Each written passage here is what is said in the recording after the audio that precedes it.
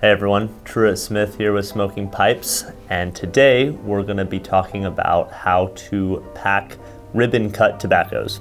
For those who might be new to the hobby, ribbon cut tobacco is probably the most ubiquitous tobacco cut, and it's quite simply pretty self-explanatory. It's a tobacco that's been cut into slender ribbons, and it's also one of the easiest to prepare. It doesn't require any sort of preparation beforehand. You can pack ribbon cut tobacco pretty much directly out of the tin or the pouch or whatever container the tobacco comes in. So today I'm going to be walking through how I pack ribbon cut tobacco, how a lot of people pack ribbon cut tobacco, but it's by no means the only way you have to pack ribbon cut tobacco.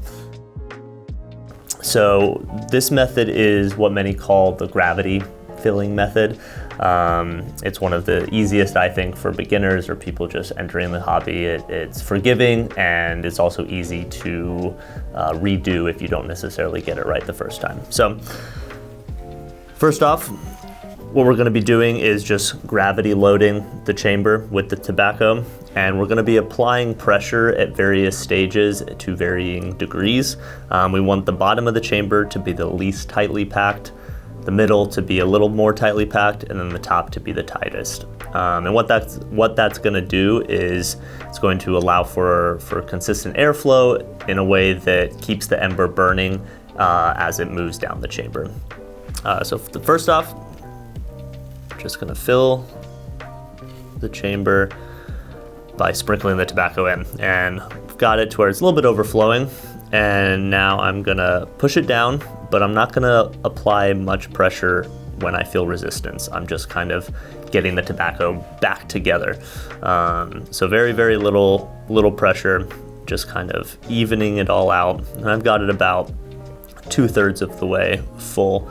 Depending on how large your chamber is, you might sprinkle more times. If it's a smaller chamber, you might only do it once or twice. So then after I've got it evened out there, I'm going to check the draw of the pipe. And what I want is little to zero resistance. Don't want it to be like I'm trying to drink a milkshake, because if you light the tobacco and try to smoke it with that resistance, it's not going to perform well and you're going to be really, really frustrated. So the draw is good. So I'm going to sprinkle some more in. And this time I'm applying a little bit more pressure.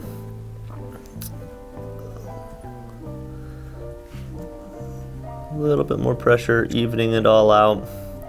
Again, gonna check the draw one more time. We're still good. If it is too tight, just dump it out and start over again. I know that's annoying, but what's more annoying is having it too tight while you're actually trying to smoke it. So spare yourself future frustration and just repack the pipe if the draw is too tight. Got one more. This is a smaller chamber, so I'm kind of just gonna sprinkle a little bit on the top here. Give it a nice good tamp down.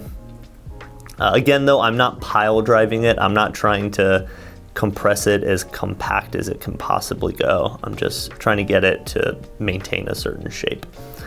One last draw test. And yeah, that feels good.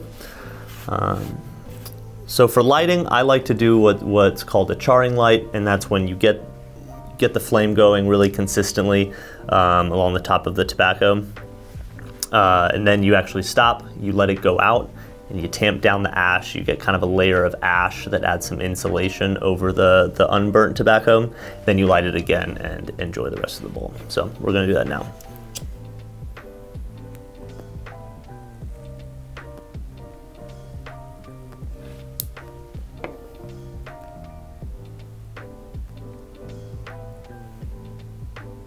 So as you can see, the tobacco rose as it burns, so I'm going to tamp it down, get it even. Like I said, have that little layer of insulation, so to speak.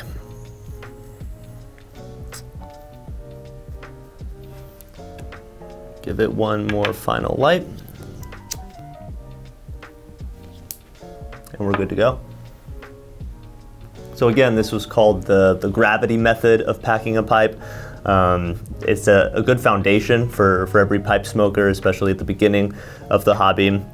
You're going to find your own variations on it though. Each pipe is going to behave slightly differently. You're going to have to pack it slightly differently, but this is going to give you a really good baseline to then jumpstart into other techniques or expand on it with your own versions. So go ahead and check out smokingpipes.com and see our selection of ribbon cut tobaccos. You can use our tobacco locator to find all of the ribbon cut tobaccos, as well as other preferences and filters such as tobacco type, tobacco family, all of that. So thanks for tuning in, and we'll see you next time.